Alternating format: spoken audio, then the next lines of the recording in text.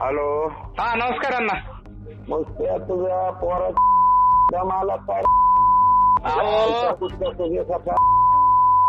बीड मधला आष्टी तालुका गुन्हेगारांचा अड्डा आहे आणि सुरेश धस गुन्हेगारांचा म्होरक्या आहेत.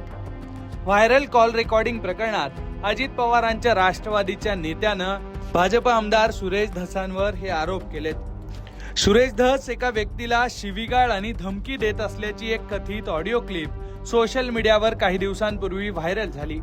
याच प्रकरणात सुरेश धसांनी ज्याला धमकी दिली त्याच्यावरच गुन्हा दाखल केल्याचा आरोप करण्यात आलाय. या प्रकरणात हा नेमका ट्विस्ट काय सविस्तर समजून घेऊ.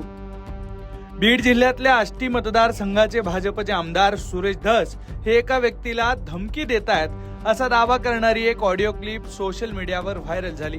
यामुळे बीडच्या राजकारणात मोठी खळबळ उडाली होती. ही ऑडिओ क्लिप मध्ये नेमकं काय होतं ते एकदा पुन्हा ऐका. हा बोला. एक मिनिट सांगा बोलणार आहे. हा द्या ना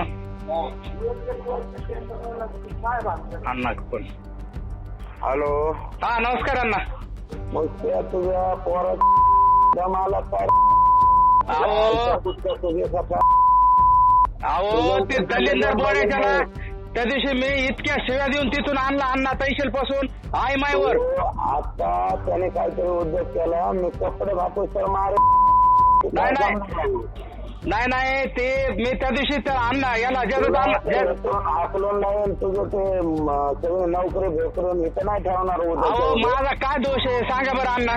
माझा काय दोष आहे. अहो 50 बारा त्या गाबड्याला सांगून मी त्या दिवशी तैशील पासून आई मायवर शिव्या देऊन आणलं. आता काय सांगू मीच वैतागलो मीच परेशान झालो. मी माझ्या लेकरा बाळाचं बघू का त्याचं बघू सांगा बरं तुम्ही. ते आत्ताच्या आत्ता जायचं ते 1 तासाच्या आत तू परत मला फोन नाही केला तर मी तुझं बघतो जातात. आता काय मी काय करू सांगा बरं फोन. काय झालं ते नीट बघ तुझं. ही रेकॉर्डिंग व्हायरल झाल्यानंतर सुरेश धस यांच्या कार्यालयानं हा आवाज सुरेश धस यांचा नाहीच असं म्हणत आरोप फेटाळून लावले होते. ही ऑडिओ क्लिप एडिट करून बदनामीचा कट रचल्याचा आरोपही केला होता. पण यानंतर आता या प्रकरणात एक मोठा ट्विस्ट आलाय. सुनेत्रा पवार यांच्या राष्ट्रवादीचे भाऊसाहेब लटपटे यांनीच सुरेश धसांवर आता गंभीर आरोप केलेत. ते नेमकं काय म्हणालेत पाहूयात. विषय असा आहे, गेल्या 4 दिवसापूर्वी एक कथित ऑडिओ रेकॉर्डिंग व्हायरल झाली होती पूर्ण महाराष्ट्रामध्ये.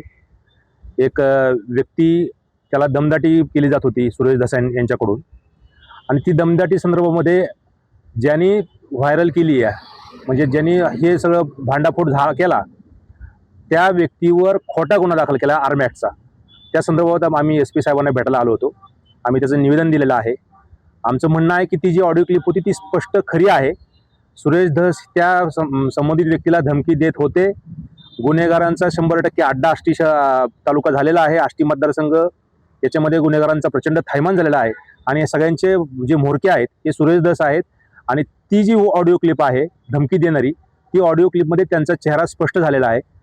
एवढंच यासाठी काही सांगायचं आहे. आणि तो जो कोणी व्यक्ती आहे की ज्याच्यावर संशय घेऊन व्हायरल केली ऑडिओ तर त्या व्यक्तीवर खोटा गुन्हा रद्द करावा.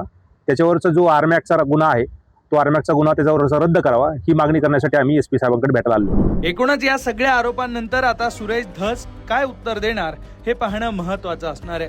तसंच बीड मधल्या गुन्हेगारीच्या प्रकरणांवर बोलणारे सुरेश धस यांच्यावरच आता असे आरोप होत असल्यानं राजकीय वर्तुळातही या प्रकरणाची मोठी चर्चा सुरू झालेली आहे.